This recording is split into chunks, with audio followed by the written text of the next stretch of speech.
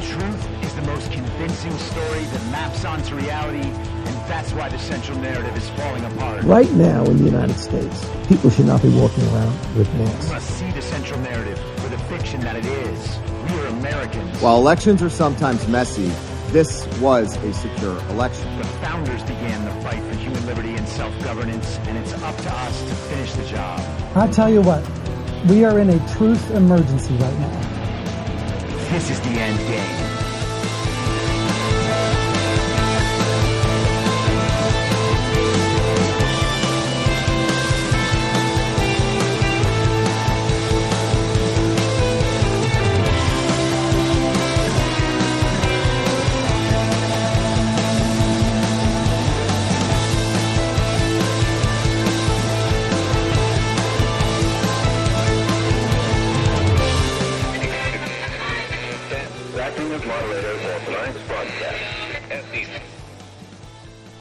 It's Thursday, July 11th, 2024, the 1268th day of dystopia.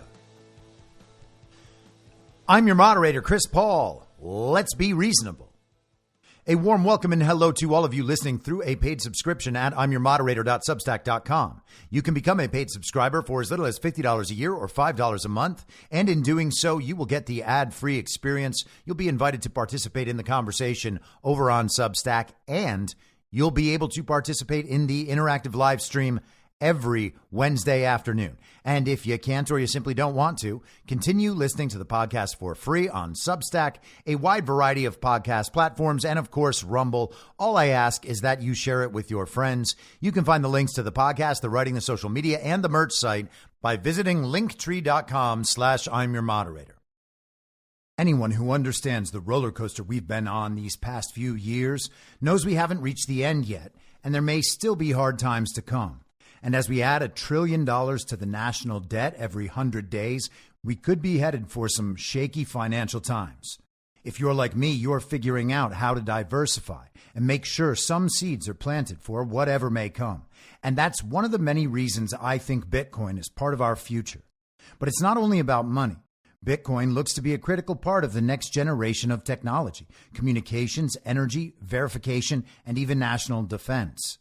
I'd encourage everyone to do their research and do it now. And if you're convinced of the likelihood that Bitcoin is an essential part of our future, then you'll need an on-ramp. I recommend River. River empowers you to grow your portfolio without any unwanted surprises and eliminates third-party custodians, putting you in control of your assets. Open an account with no minimum purchase requirement. You can get your Bitcoin journey started with just $1. Visit partner.river.com/reasonable to create your River account today. That's partner.river.com/reasonable. Now, I know that many of you out there understand the need to diversify assets, or maybe you're looking to protect your retirement savings, but you're not quite there yet on Bitcoin, and you feel better about precious metals. I get that too. I think going in multiple directions is wise, and I do that myself. And when it comes to buying precious metals, you want to be working with a good company, and that's why I've partnered with Goldco. Goldco is a 6-time Inc. 5000 winner, 2022 Company of the Year, and they've helped people like you and me place over $2 billion in gold and silver. And I have gotten silver from Goldco. And right now they're offering my supporters up to $10,000 in bonus silver while supplies last. Don't pass this offer up. Go to reasonablegold.com now. This is your opportunity to protect you and your family from an out-of-control government before it's too late. So don't wait a second longer. Take action today. Click on the link in the podcast notes or go to reasonablegold.com now and get your free gold kit, your free IRA kit. You'll be glad you did. All right, so let's start out with the Magic 8-Ball update. It's being shaken about by Democrat politicians, Democrat elites, and of course, all sides of the uniparty media. We were told the other night that the stream of money, the donations to the Joe Biden campaign, the money has been totally shut off. No one is going to continue donating to Joe Biden in his presidential run. And you know how the money dictates who wins in politics. A ridiculous notion that we have just now accepted on the belief that all that money buys ads, and those ads that people apparently watch on TV and see on the internet, that's what convinces them to vote for one candidate or another, and the votes are real. Oh, it's so cute. Now, I'm not suggesting they don't need money. They do need money, just not for ads. They need money to pay people off to go along with the program and help them rig and steal elections. Jim Clyburn isn't going to fire up the election fraud machine and get all those black church ladies to launder fraudulent ballots for free. I mean, are we really supposed to believe that they're concerned that Trump's going to tear down our democracy? No amount of money could cause Joe Biden to beat Donald Trump in a real legitimate election. Yesterday, Obama guy George Clooney released an op-ed that he definitely wrote himself only a couple weeks after hosting a fundraiser for Joe Biden, after which the media told the country that the videos of Joe Biden being shuffled off stage by Barack Obama were cheap fakes, and saying that Joe Biden was a very vigorous man, totally capable of serving another 4 years as president. George Clooney has decided that Joe Biden is not fit to serve another 4 years as president. And despite the fact that he is a good and decent man who George Clooney really, really loves, in fact, everyone loves him, he's just the most decent man you could ever imagine, despite 50 years of his own personal history suggesting the exact opposite. But, you know, everybody makes mistakes. He's branded as a decent man, and you can't just let go of the branding like that. He's also, of course, the adult that's back in the room, and everybody knows how important that is. And, of course, he has also saved democracy. But now he's old. He's probably a little past his prime. Maybe it's time to put him out to pasture. We've got to film this reality show. We've got Jeffrey Katzenberg ready to create 5 weeks of riveting content leading up to the DNC.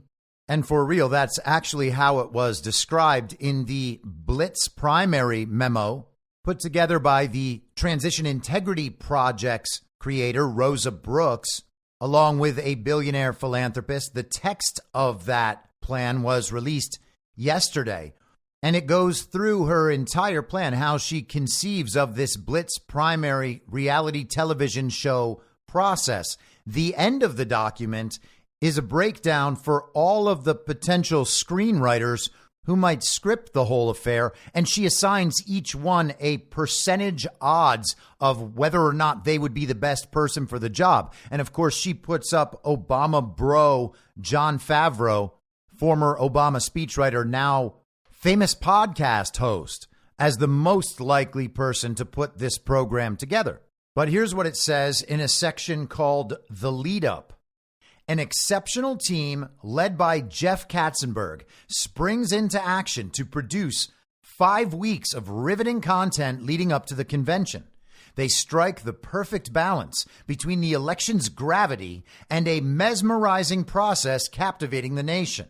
Front and center are weekly forums with these dynamic leaders. But instead of trotting out the same old TV talking heads, the forums are moderated by cultural icons. For example, Oprah, Doris Kearns Goodwin, Michelle Obama, Taylor Swift, Tim McGraw, Steph Curry, Charlemagne the God, and Stephen Colbert. Forums are substantive and damn interesting.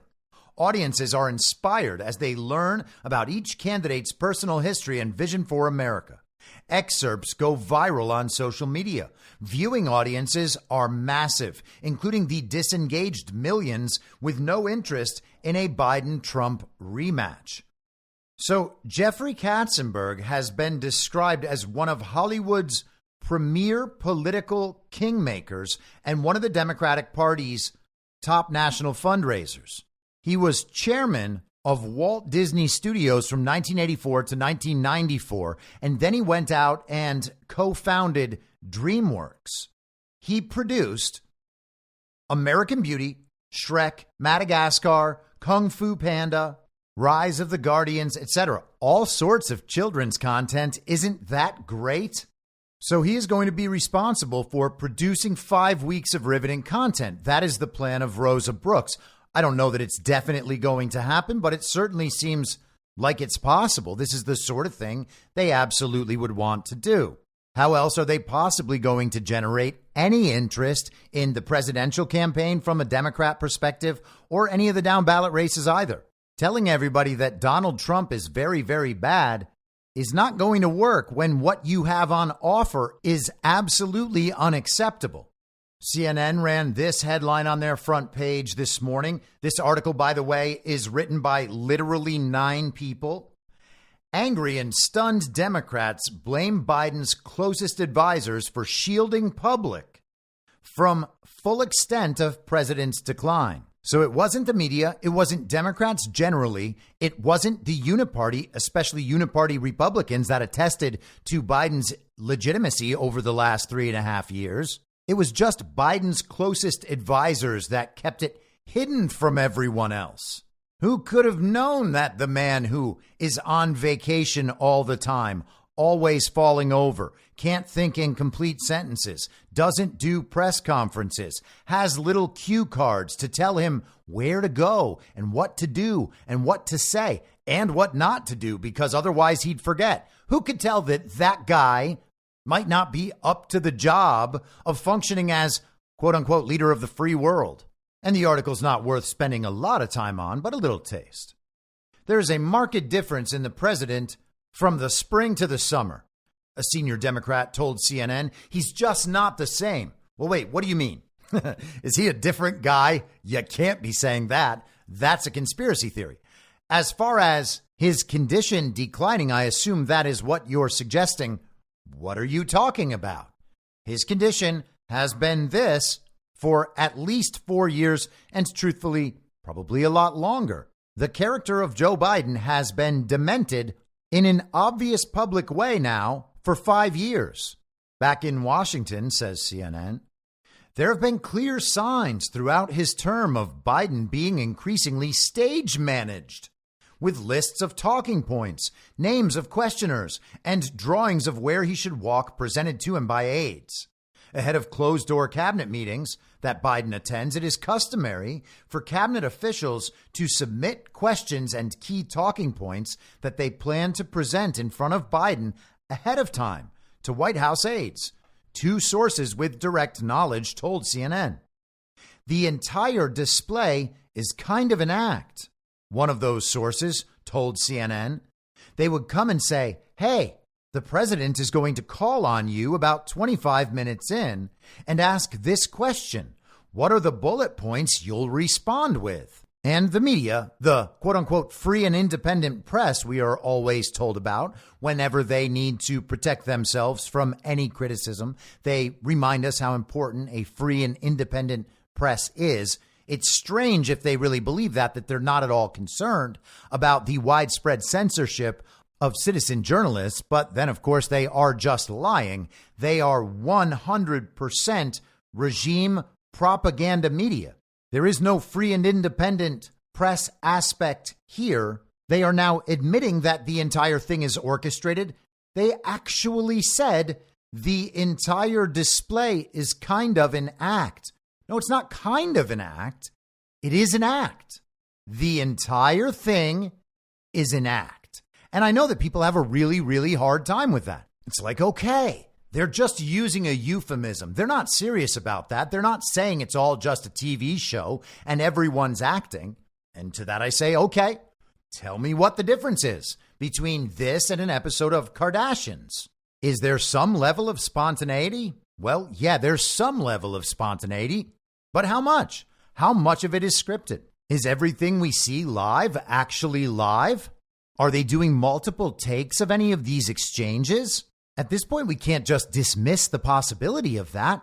They came out clearly and told us that the J6 committee was a television show, a primetime television show produced by a television producer designed to convince the country that what the media had told them about the very violent insurrection was true. To the extent that any of that was real, it would have just been the media on trial. not anyone actually involved in the very violent insurrection, and certainly not Donald Trump for causing an insurrection.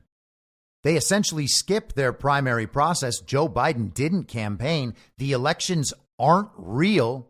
They actually created undecided options in some of these states so that people could express that they weren't pleased with Joe Biden's position on Israel and Hamas. That entire process was a joke. And it's always worth remembering that Joe Biden did not receive 81 million real lawful American votes. He didn't win the 2020 election. Donald Trump never conceded.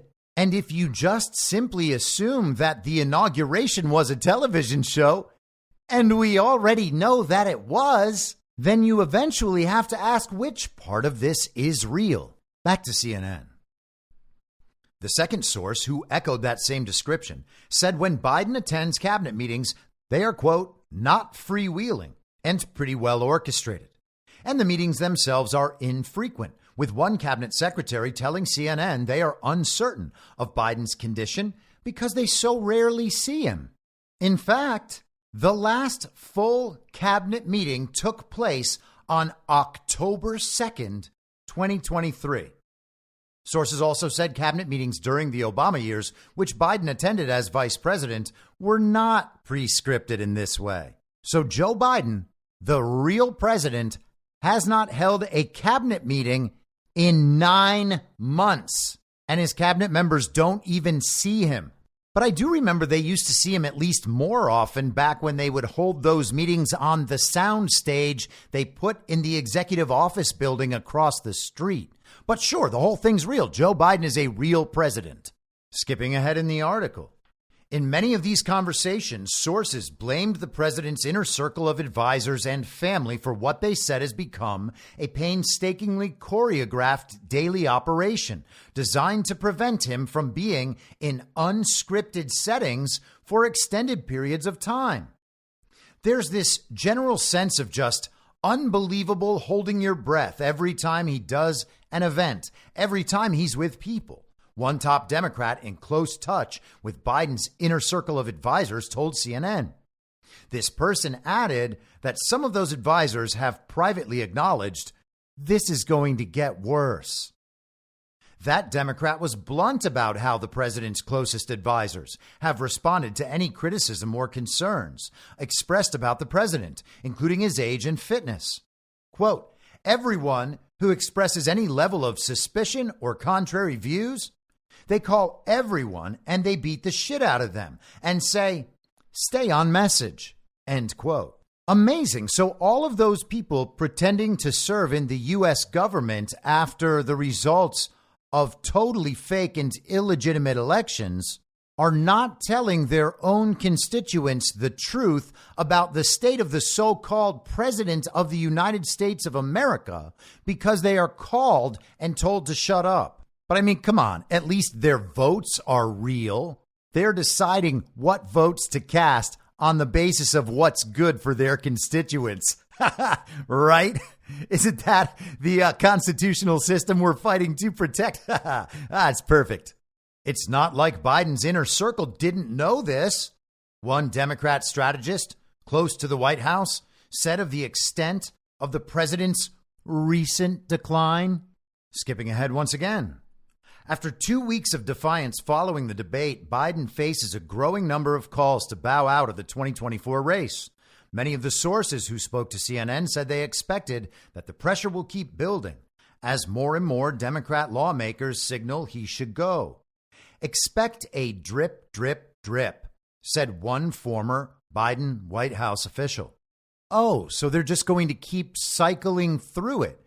And it will get progressively worse. The pressure on Joe Biden to leave will grow over time. And by the way, please understand that when I say the pressure on Joe Biden to leave, all of that is in a narrative sense. Joe Biden is clearly not making this decision. I mentioned at some point in the last couple of weeks that as that pressure grows, what they will have to do is actually go back through Joe Biden's political career and expose all of the elements that we have been talking about for years while being called conspiracy theorists and being told that all of these stories reported in mainstream outlets over decades now weren't true for some reason or another. Well, where are we on that front? Here is Sleepy Eyes Chuck Todd. It has made me want to rethink a lot of the Biden biography.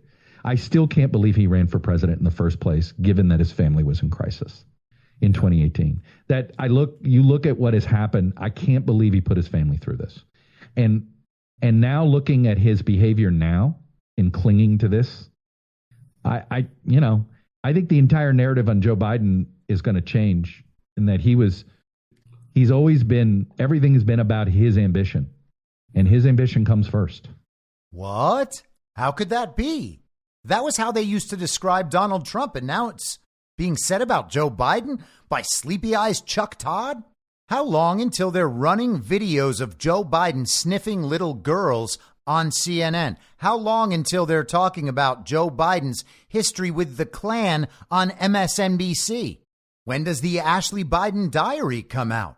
When do they look into the car crash that killed Nelia Biden and Joe's first daughter? When do they look into all the corruption in Delaware? And then the question becomes, once all of those stories come true in public, when do Joe Biden's collaborators begin to be taken down?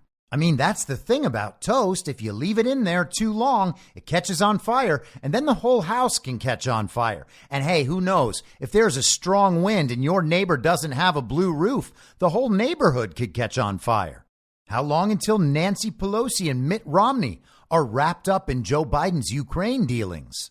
That's the problem with drip, drip, drip. Usually that strategy works because they're able to take the guy out. But what if they're not able to take the guy out? What if the guy can't be taken down? Well, we saw what happened when a guy couldn't be taken down because none of the claims were true. Let's find out what happens when a guy can't be taken down despite all the claims being true. Biden is scheduled to give a live press conference about what happened with NATO tonight, and it's being hyped like a sporting event. The Washington Post ran a headline this morning: news conference looms large in Biden's bid to save his candidacy. It's like they're talking about a team facing a must-win game if they're going to advance in the playoffs. And we've already got Trump's golf match and the round-robin elimination-style tournament at the DNC. The Washington Post is advertising a television show this evening. And for what it's worth, by the way, I think that Jeff Bezos is a target of drainage and has been since 2020. But that's just my own little conspiracy theory, and we can put that off to the side. CNN said of the press conference, no matter how Biden does, though, the damage of the debate is baked into the minds of a lot of Democrats who spoke to CNN. Blinders are off and everyone is aware. One source close to the White House told CNN, numbers have changed. Reality has changed. What? The people who make all this possible from a funding perspective are concerned, and your voters are telling you there's a lack of enthusiasm. Oh, no. From a funding perspective? Can't the voters just decide this? Why isn't Joe Biden being removed if he's in such bad shape? There was a poll released today. I think it was from ABC or something. Take the polls with a grain of salt, obviously. It was like 81% of people or 85% of people or something believe that Joe Biden is unfit to serve physically and mentally. And something like 2/3 now want him removed. How much longer until people are ready to hear, hey, he wasn't really president in the first place? Who knows what they will reveal about themselves as this process continues to spiral out of control. The phrase government shutdown is taking on a whole new meaning. And not to get too deep into this, but just something to keep in the back of your head. I'm beginning to toy with Donald Trump having shut the whole thing down in 2020 as a working theory that I apply to everything just to see whether or not it continues to make sense. The rest of the article is just some back and forth about who knew and when they knew it and why they didn't share that information. And then there's a section about Jill Biden, Dr. Jill, and how she has so much control over her husband's quote-unquote decisions. It's unfair and frankly ludicrous to put the future of the Democrat Party on Jill Biden. One ally of the president and first lady said, she's not elected, not a professional political advisor. She's not a pollster or a campaign manager. This is not to diminish her. She is a very consequential first lady, and she has done incredible things as FLOTUS. Yeah, sure she has. She's not an advisor. She's not a pollster. She's just a community college professor with an honorary doctorate degree. First Lady Jill Biden. She has her own theme song now. No, not joking. You can look it up. She has her own theme song, her own First Lady theme song that she walks out to. They are legitimately and intentionally trying to portray the Bidens as American royalty right now. And again, to the extent that any of this is real, what we're watching is a breakdown of the factions within the Democrat Communist Party. The Obama faction clearly trying to take Joe Biden out. The Clinton faction seems to be trying to take him out as well. The Schumer and Pelosi factions are trying to remain neutral, as is most of the Democrat Communist Party, and different parts will be activated at different times, but you can see the back and forth. It's actually pretty interesting to observe. Here is the so-called Democrat majority leader, Hakeem Jeffries, who is legitimately always doing a Barack Obama impression, and he accents it with so many hand gestures that it looks like he's his own sign language interpreter. He also uses an absolutely absurd amount of alliterations. And I suppose that I was just guilty of that as well. If you don't understand what I'm talking about, go back and look at the speech he gave on the night that Kevin McCarthy was voted in as Speaker of the House in early January of 2023. He is honestly a ridiculous character. NBC News just in the last few minutes moved some reporting that several of President Biden's closest allies now say that he has zero chances of winning. A direct quote is, he needs to drop out from one Biden campaign official. He will never recover from this. After the week and a half that we've had, do you agree? Is it time? Throughout this week, as House Democrats, we have engaged in a process of talking to each other. Those conversations have been candid, comprehensive, and clear-eyed, and they continue. Until that process has concluded, I'm not going to address what any outside stakeholders may have to say about this matter. And once again, this is very similar to how the media treated Donald Trump. They would go and find someone that they could say was close to Donald Trump or close to the campaign or in the campaign, and they would suggest that the secret truth was being held within the campaign, and that the story the media was telling and that the Uniparty was telling, that was the real story. And what they would do was find someone from inside the secret bubble to come out and agree with the quote unquote real story, thus confirming that it was true. And even the people on the other side knew it. That is always the strategy, and it's being used here against Joe Biden. And so every day a new shake of the magic 8-ball. Can we get rid of Joe Biden today? My sources say no. In fact, Joe Biden is going to president harder than Joe Biden has ever presidented. He did all of his very important NATO things, and he's going to talk about those tonight. Yesterday, he met with the new British Prime Minister, Keir Starmer, for a sit-down photo op in potentially the Oval Office, though it could be really anywhere. And it didn't seem like Starmer wanted to participate. And now, naturally, it would make more sense in the video because you could see just how bad this is. But trust me when I say that Joe Biden has extended his hand for the entire time. Well, welcome. And it's good that we had a long conversation on the phone. When you won, give me your hand there, pal.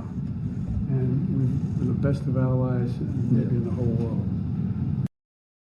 Give me your hand there, pal.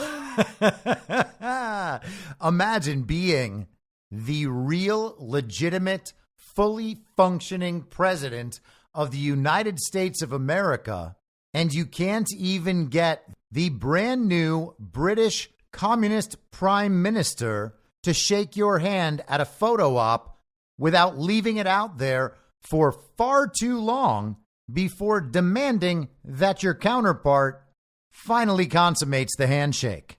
His illegitimacy is being put more on display every single day. Now, I'm not sure that Donald Trump is actually going to dismantle all of the federal government and strip it down to its very roots, though I hope he does. If he does, and for that to be effective, then people will need to lose the illusion about what the federal government is supposed to be. These are not our betters. These are not our rulers. They are supposed to be our representatives, but they're not that either. They are spokespeople for a global regime agenda and nothing more. The goal is to sell us the global regime's agenda, not to ask us what we need and then go and be empowered to demand that from the federal government. Not that I think that situation is ideal either. But all of these people are being shamed and exposed. The curtain is being pulled back fully. Think of it like a multi-camera sitcom, like Seinfeld or something. A lot of the show takes place in the home of the main character. And from the viewer's experience, it looks like they're in a real apartment or a real house. They'll go in and out of doors, they'll run upstairs, and the next scene will be in the bedroom. But it's not a real house. It's a set. That window doesn't go to outside. Behind that window is a lighting stand, and behind that is just more of the soundstage. The reality is being separated from the show, and it's happening with our American politics as well. Some of you may have been on a studio lot before and on one of these sound stages with one of these sets. And at first, it's a little unnerving. All of a sudden, it's just not as real anymore when you watch it on television. Everyone is seeing it now. Or maybe it would be more accurate to say it is being shown to everyone now. Not everyone is seeing it yet. So as the media and his fellow Democrats are busy showing the world that Joe Biden is, as Trump says, shot, Joe's out there attempting to show everyone how with it he is. Just a vigorous man ready to go out and be real president. He's going to go on down to that NATO photo shoot and nail every one of his performances. And I know, it's a real event attended by real people that includes real world leaders from real countries all around the real globe. I understand that part of it, but also it's a television production because they are trying to communicate a message to the world. Look at these very real leaders of these very important countries. They are all aligned on this set of very important issues, the most important of which, of course, being Ukraine. Now, the first day of the conference was on Tuesday. And in addition to Biden's very important speech, we have this from CNN. Biden surprises NATO Secretary General Jens Stoltenberg with the Presidential Medal of Freedom. Biden awarded the U.S.'s highest civilian honor to NATO Secretary Jens Stoltenberg in remarks marking the alliance's 75th anniversary Tuesday evening, gifting the Norwegian diplomat with the Presidential Medal of Freedom in a surprise ceremony kicking off this week's NATO summit. So much of the progress we've made in the alliance is thanks to the secretary. He's a man of integrity and intellectual rigor, calm temperament in a moment of crisis, a consummate diplomat who works with leaders across the political spectrum and always finds a way to keep his moving forward, Biden said. Last year, Biden asked Stoltenberg to extend his tenure as NATO Secretary General an additional year, citing Russia's ongoing war in Ukraine. The former Norwegian Prime Minister has served in the role since 2014. Former Dutch Prime Minister Mark Rutte was formally selected as the next NATO Secretary General in late June and will begin the job on October 1st. And Rutte is as commie as these global communists get. But then there's this part, and thank goodness CNN put this down in entirely legible English. I realized I was talking with your wife. I personally asked you to extend your service. Forgive me, that you put your own plans on hold. When the Russian war in Ukraine began, you didn't hesitate, Biden told Stoltenberg Tuesday.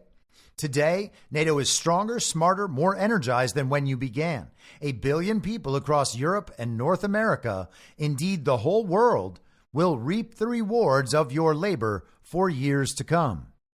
So the language was a little awkward, but those were all words. It made sense. I mean, right? But here's how it sounded when Joe Biden said that thing, which is what makes it so good that CNN translated it for us. Guided this alliance through one of the most consequential periods in its history. I realize, I was talking to your wife, I personally asked you to extend your service. Forgive me. And you put your... Now, we're just having fun with this. I have no doubt that Joe Biden said the thing CNN said he said, but the only thing is, when he actually said that, it sounds like this. Listen to it again. I realize, I was talking to your wife. Now, usually the Presidential Medal of Freedom is given to Americans, like astronauts or Ellen DeGeneres and Tom Hanks. But to be fair, this isn't the first time that a foreigner has been given the medal. It was given to Mother Teresa, to Margaret Thatcher. This is just the first time it's been given to a foreigner as a publicity stunt, as far as I know. I mean, what did Jens Stoltenberg do?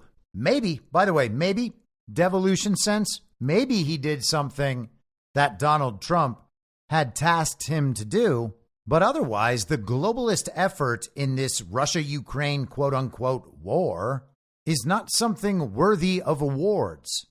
Now, of course, this entire act, as I said, is a PR stunt meant to fortify the false reality that there is a concerted global effort, this alliance that is going to ultimately defeat Vladimir Putin, the evil, brutal dictator who staged a brutal invasion of Ukraine's extremely sovereign borders.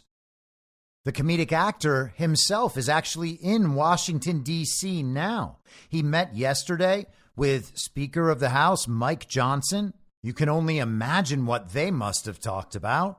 And today he sat down with the fake president at the NATO summit. Zelensky, of course, is still wearing his army green pants and his trail running shoes. But today he's not in the crewneck sweatshirt. Today he's in a long-sleeved polo-style shirt in black. And that makes it formal.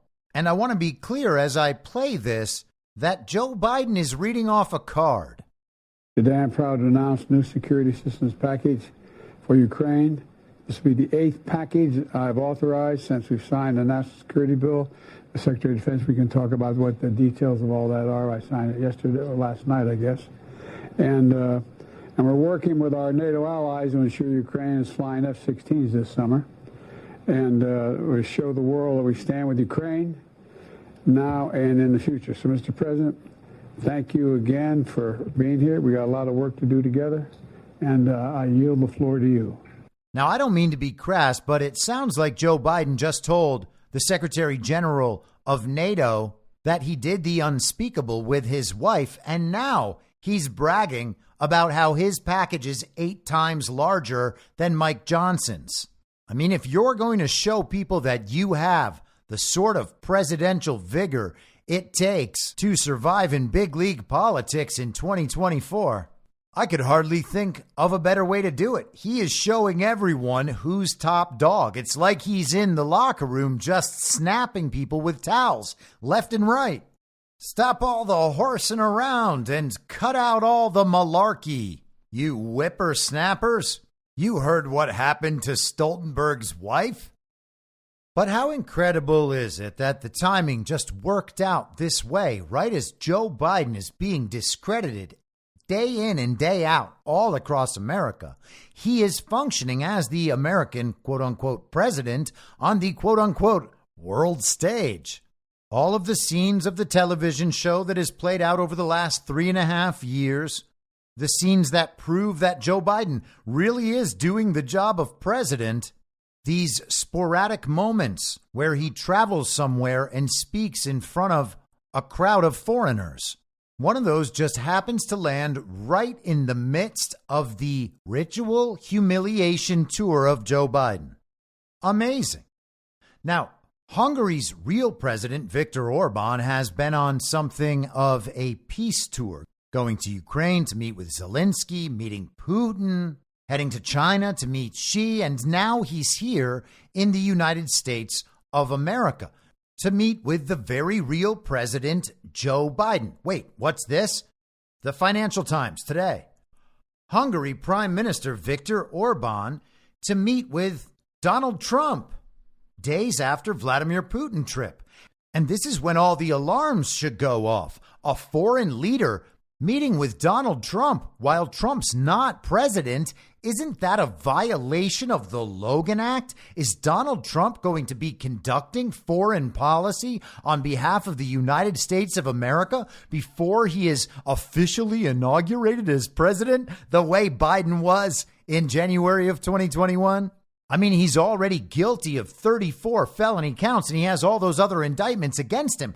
He is a world-renowned criminal at this point. Why doesn't Biden send some kind of police force down there to arrest Donald Trump? Take this man into custody. We cannot have him just going around and conducting foreign affairs on behalf of the United States of America as if he's the actual president and commander-in-chief or something. I mean, this is crazy. Viktor Orban will meet former U.S. President Donald Trump on Thursday, days after the Hungarian Prime Minister made a controversial visit to Moscow to see Russian President Vladimir Putin. Orban, the EU's most pro-Russian leader and most vocal supporter of Trump, will travel to Florida to meet the Republican candidate for November's presidential election, straight from a NATO leaders summit in Washington, according to a person familiar with the plans. What? Why is he doing that? He's got Joe Biden right there at the NATO summit, and he's leaving the meeting with Joe Biden to go visit a man who's definitely not president? A senior Trump advisor confirmed the meeting with Orban on Thursday and added that, quote, any talk of Orban negotiating secret deals or anything like that is nonsensical, end quote. Yeah, they won't ultimately be secret. The Hungarian leader opposes Western military aid to Ukraine and has called for immediate peace talks to end the conflict, even though Russia occupies large chunks of Ukraine. Well, no, it doesn't. That's just Russia now. While Kyiv is opposed to negotiations. Orban's visit to Moscow last week violated EU rules, Brussels said yesterday. Oh, he's so scared. It seems like Orban must be horrified. Here he is in the United States, leaving the NATO meeting to go meet with Donald Trump, the duly elected president of the United States. And we are being told that he broke the EU's rules. Oh, no. What are they going to do? Lock him up?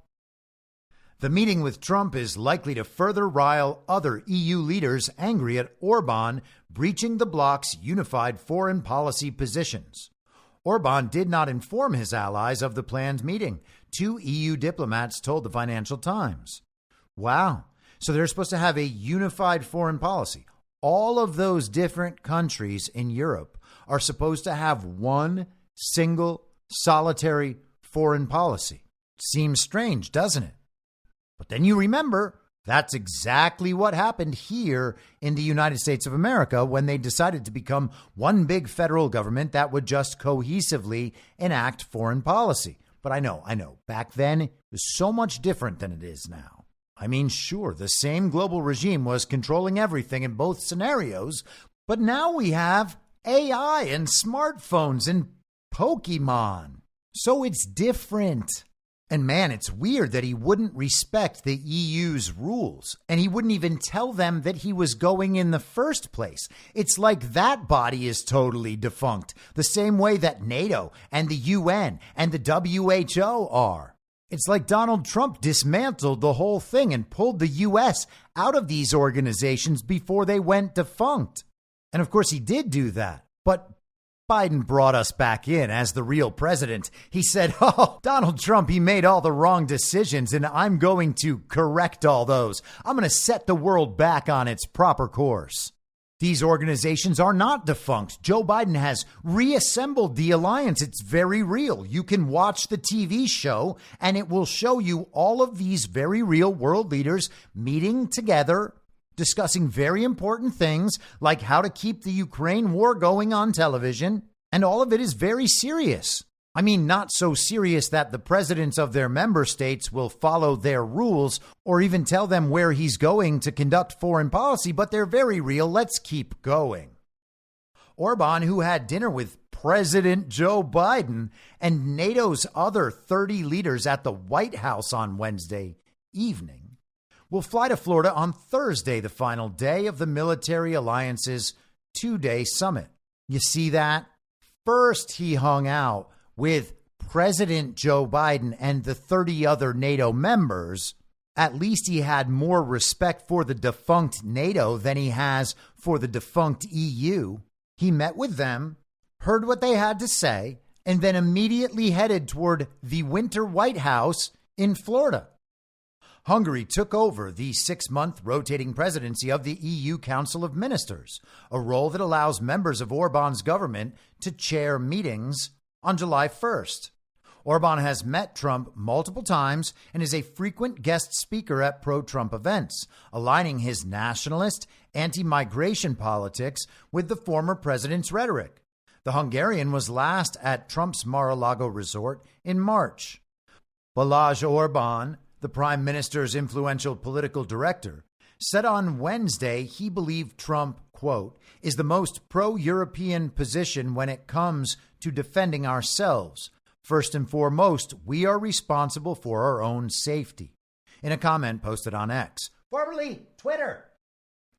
Other European capitals are fearful of a potential second Trump presidency, but given the former U.S. leader's protectionist trade stance and his questioning of the U.S. commitment to defend NATO allies if they are attacked, Orban has long spoken warmly of Trump's election bid. Orban's trip, first reported by Bloomberg, comes as other European leaders, ministers, and officials in Washington for the NATO summit meet Trump-affiliated foreign policy officials such as Keith Kellogg, former chief of staff in Trump's National Security Council. And that, of course, is General Keith Kellogg. So Orban is meeting with Trump, and I'm sure he didn't tell Donald Trump anything about that NATO meeting. He didn't tell Trump anything about what he discussed with the comedic actor in Ukraine or Vladimir Putin in Russia or Xi Jinping in China. Those sorts of conversations can only be had with the real president, Joe Biden. And I am sure that Viktor Orban believes Joe Biden received 81 million real lawful American votes because he gets his information from CNN and Fox News and does whatever they say, just like way too many of our fellow Americans. But Trump is not president or commander-in-chief right now. It's just not possible. He's definitely not seen that way by other leaders around the world. And sure, Donald Trump is ahead in the polls right now for this very real election campaign leading up to a very real election so that he can serve another 4 years or whenever the whole thing finally comes to a conclusion. It may well be less than 4 years, depending on how stripped down this thing actually will be. But hey, maybe the campaign will turn around if they're able to replace Joe Biden, and then it will be a real election, and who knows what could happen. Michelle Obama, Hillary Clinton, Gavin Newsom, Gretchen Whitmer, Josh Shapiro. You can just keep going through the roster of absolute stars in the Democrat Party who could beat Donald Trump, and then he won't be president. And then what does it matter what Donald Trump's future plans are? But assuming that he will continue to be president, it might at least matter a little bit. This is Politico from last night. Trump considering cutting back intel sharing with Europe. Officials warn. Wow. It's like he doesn't respect the global regime at all. I cannot imagine what this world would be like if Donald Trump cut Europe off from receiving American intelligence. You have to wonder if that would apply to all of the Five Eyes nations as well. But to be honest, none of them seem like they're getting all that much intelligence to begin with. They're always reacting to situations. They never seem to know quite what they're talking about. It seems like they are never any further ahead of events than the mainstream media is. It seemed, and I've said many times over the last few years, like the fake president and his fake administration and these other nations, media organizations, etc., have no access to intelligence. They have no idea what's going on. It's like Donald Trump cut them off from the intelligence. And now we're being told by Politico that in the future, Donald Trump might cut them off from intelligence. But hey, what about this? What about if Donald Trump did that in, say, 2020 and just didn't tell the media about it? Or maybe the media knew and just didn't tell us? Because, man, there are a lot of examples that seem to fit that model. And in the future, when all of these things happen, people will think, oh, well, yeah, that just organically happened last month. But no, it didn't. If Donald Trump isn't going to give these nations intelligence in the future, then he's not giving these nations intelligence now. And if you're actually going to believe that Joe Biden's a real legitimate president and has access to all of the powers of the American government and the American military and the American intelligence apparatus, then fine. Accept the official story, which would be Donald Trump, not president now, does win in this fake election in November, comes back into office, and then cuts them off from intelligence. But you can already see them operating on zero intelligence, and Joe Biden isn't the real legitimate president. So really, how much of a stretch is it to assume that this has already happened? And we can think about informational timelines here. If we understand that this is almost certain now, then in the future, when we are told that it happened, we will have wasted all the time between now and that moment in the future, believing that this hasn't happened yet. And I'm talking about with any sort of analysis that intersects this particular issue, the question of whether or not Donald Trump has cut these parts of the world off from receiving American intelligence. Would it make any sense to wait 4 months until the election, or 6.5 months until the inauguration, or maybe 8 or 9 months until all of this stuff actually gets finally sorted out, to believe what is almost certainly true right now and then not factor it into our decision making, into our thinking, our analysis at all? That, to me, makes no sense. But let's get into this. Donald Trump is considering plans to reduce the sharing of U.S. intelligence with members of NATO, which depend on the U.S. for the type of information that has helped Ukraine fend off Russia, according to foreign officials informed of the plans. Trump advisors have told allied countries the reduced intel sharing would be part of a broader plan to scale back U.S. support and cooperation with the 32-nation alliance, according to 3 European officials and a senior NATO official, who were granted anonymity to discuss internal discussions. And let's just return again to Orban's political director, also named Orban, who said, Trump's position is the most pro-European position when it comes to defending ourselves. First and foremost, we are responsible for our own safety. So Orban has Hungary already acting as though NATO is defunct. And if the U.S. stops sharing intelligence with NATO partners, then NATO is defunct. And again, that could have happened years ago. And I would suggest it probably did. But consider how much intelligence has been shared here. They're essentially operating as a one world global order. They're acting in concert with multiple different sets of allies, all pursuing the same goals, including militarily. If 30 nations share the same army and the same intelligence, then in some sense they are all the same nation. And indeed, that's how they think of it. And that, of course, is their goal.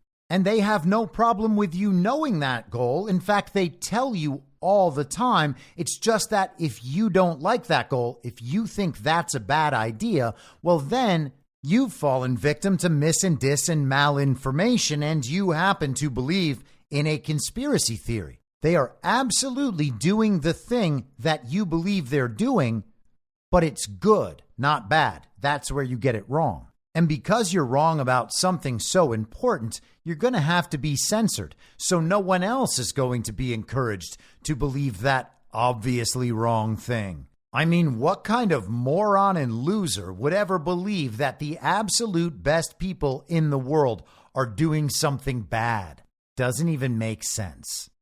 The officials said they learned about the proposal to curb intelligence sharing during discussions with Trump advisors about broader plans to reduce U.S. involvement with NATO. The former president repeatedly questioned and sought to undercut the alliance during his first term in office. Man, we're going to reduce our involvement with NATO? Huh. The curtailment of intel could have dire security consequences, especially for Ukraine as it tries to repel the Russian invasion. It's the American intelligence that helped convince a lot of NATO countries that Putin was resolved to invade Ukraine, one European official said. Some countries didn't believe Russia had the capabilities to carry out a successful military campaign. Yes, such good intel they must have gotten. Asked for comment, a spokesperson from the Trump campaign did not respond directly, instead referring to a statement on Truth Social that the former president, quote, will restore peace and rebuild American strength and deterrence on the world stage, end quote. And yes, that's an acceptable answer. The curtailment of intelligence under a possible future Trump administration was a topic of discussion at this week's NATO summit, according to the officials, as well as a senior U.S. official. All of them were provided anonymity to discuss freely their thoughts about a second Trump administration. Why? Why can't they just go on the record? Reducing U.S. intelligence sharing could reduce Europe's ability to withstand a Russian invasion. Should President Vladimir Putin decide to expand military operations on the continent beyond Ukraine, the senior U.S. official said. And so none of the people involved with the production of this article seem to have any intelligence. And you can take that to mean all of its meanings. And now it's getting good. President Joe Biden expanded the amount of intel the U.S. shares, particularly related to Russia, with foreign allies. The European officials said it is unclear whether the Trump administration is considering returning to the previous level of intel sharing or cutting back further. Joe Biden, he got all that good information and shared it with the allies, and that's why they're doing so well in all of these world affairs right now. Concerns about Trump's plans if he wins re-election come as NATO ramps up efforts to gather evidence about suspected acts of sabotage, including arson, linked to Russia across Europe. They should call up Bellingcat. They link everything to Russia. And by the way, we don't need to go into it today, but Russiagate 2.0 has already begun. The propaganda media outlets are rerunning the same sorts of stories about how Russia is determined to interfere with the American election this year on behalf of Donald Trump. Russia right now, they're committing actual acts of arson and sabotage and planning assassinations on Allied soil, all in an effort to undermine support for Ukraine amongst our domestic populations, the senior NATO official said. The U.S. has increased intelligence sharing within NATO in order to help support the response to these sabotage campaigns, and that's having a real impact, he said. The U.S. has always shared certain information with its allies to, for example, help them prepare for a potential terror attack or to help the alliance bolster itself against an immediate military threat. And hey, I know I'm a conspiracy theorist and all, but that paragraph just made it sound like the U.S. will always give its NATO counterparts a heads up before staging a kinetic false flag in their countries. It's like with 9/11 or with Israel's 9/11, the paragliding go-kart incident, when they had plenty of intelligence suggesting that that exact thing was going to happen, and somehow it happened anyway. We just couldn't stop them. If only we had known for a year that the paragliding go-karts would be flying over the border, we wouldn't have scheduled a concert right where they intended to land just 2 days prior. Oh, intelligence. During Donald Trump's first term, his intelligence officials towed the line, sharing intelligence with its closest security partners, including those in the Five Eyes alliance. It did not go above and beyond what was required or custom. It sounds like these people have been cut off for a pretty long time. The Biden administration has taken that responsibility to a new level, devising a strategy to bolster its intelligence collection on Russia and to share that intelligence widely with its allies across the globe. It has shared sensitive intelligence with allies in cables, in diplomatic conversations across the globe, including in Africa, and in briefings between top intelligence leaders and their counterparts. Intelligence sharing among NATO members and with Ukraine has been absolutely essential to counter Russia's military aggression against Ukraine, as well as to uncover and thwart other destabilizing Russian activities in Europe and beyond, said John Brennan, former CIA director. A cutoff or significant scaling back of U.S. intelligence sharing with NATO allies and partners would have an immediate, profound, and potentially long-lasting adverse impact on Western security interests. So John Brennan, one of the historic traitors to the United States, is worried that foreign countries will not be getting enough American intelligence in order to help them protect us. Oh, our Western interests. The Biden administration's increased intelligence sharing has also been part of a broader strategy to try and counter Russian influence and military might in corners of the globe where the U.S. has traditionally dominated, including countries in Africa. So 2 mentions of Africa in this article. And Africa, of course, over the last couple of years has probably been the hot spot for small countries kicking out the global regime, forming relationships with Russia and China to provide additional weapons and security. It sounds like their entire system is falling apart, and of course it is. We have watched it every day for over 3 years. In fact, Politico agrees. U.S. intelligence briefed to NATO over the past 3 years has provided Washington's partners with vital information about Russia's movements on the ground in Ukraine, including its military maneuvers and tactical advancements, the U.S. official said. It has also highlighted Moscow's partnerships with Iran and North Korea and its consistent use of Chinese military technology to aid its military operations.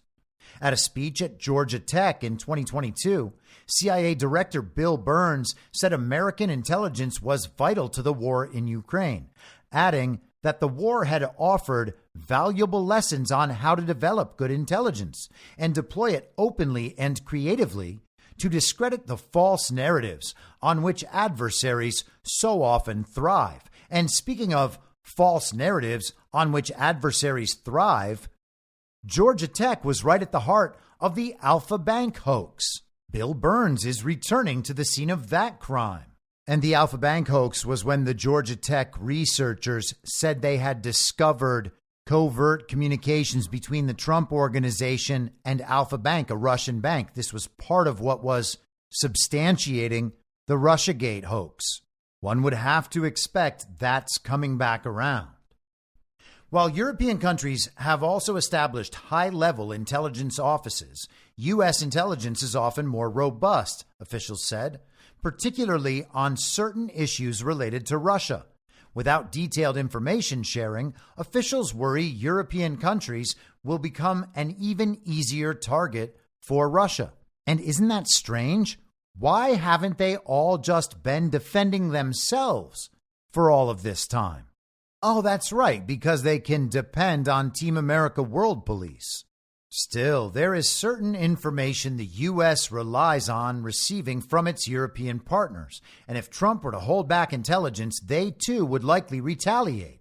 One recently retired senior U.S. official said, "Almost as harmful as seizing cooperation with our European allies is the fact that they're likely to hold back intelligence from us, given Trump's pretty fast and loose handling of classified information," one former senior U.S. official said. "There are things our allies know that we don't, that we count on when it comes to certain sources. Donald Trump mishandling classified information." Does anyone believe that? Does anyone actually believe that? No one ever properly shames these people for spreading these kinds of claims. And this is the problem within the controlled opposition dynamic. The members of the uniparty right and the media that support them, they don't call these claims fake. They simply refer to them as accusations. The case, of course, Jack Smith's cases, they're all real. There's no way they could be fake. Just like Law and Order New York, the loudest hush money case, that was totally real. And sure, it might get overturned, and that was true even before the Trump immunity rulings, but it was very real, and that's why the uniparty right media pretends it's all real. They're all real allegations. There must be something there, or the real president's real attorney general's real special counsel, who is not himself legitimate, but it's all still real anyway. He would be lying, and he would never be lying. That's not something that would happen, not at this level, not with an issue as serious as an indictment of the former president. And this is the problem with not pointing out that these things are fake and assuming that they are just real and then analyzing them as real. It makes it impossible to refute a ridiculous paragraph like this. On what basis would anyone in the uniparty right media refute the claims of Donald Trump mishandling classified information? Now, some of the more based and red-pilled ones might say, well, yeah, it's just a political persecution. We know that. But most of them waffle. There is absolutely no evidence anywhere and nothing to suggest, based on the respect of his fellow world leaders, that Donald Trump mishandles classified information. They've been pushing this for 8 years now, and we are being told that Donald Trump's mishandling of classified information is making it so our European allies won't tell us the things we need to know to protect ourselves. And let's close this out. U.S. allies at the NATO conference warned of that danger as well. As one of the European officials said, intel sharing is often two-way traffic. And so what do we have? We have Joe Biden showing how presidential he is in the face of these nonstop attempts to take him down that we are told quite clearly are going to grow over time and become more intense. Joe Biden is burnt toast and he's beginning to spark and catch fire. And who knows what happens? What if there are curtains nearby? But hey, don't worry about the curtains. They've already been pulled back. And what's behind the curtain is the set of a television show. And it's getting close to the time where that TV show needs to be canceled. I'll be back tomorrow at the same reasonable time on the same reasonable podcast network. I don't have a network. Masks and lockdowns don't work. They lied to you about a pandemic. And Joe Biden will never be president. In my mind, that's the end game. If you're listening to this episode for free, you can support me and support the show and the work I do by signing up for a paid subscription at imyourmoderator.substack.com. You can do so for as low as $50 a year or $5 a month. Comes out to under $0.25 per episode, and you'll blast right through the paywall for all of the writing. The merch store is www.cancelcouture.com, and you can find everything else by heading to Linktree, linktree.com/I'm your moderator. And I'll see you soon out on the range.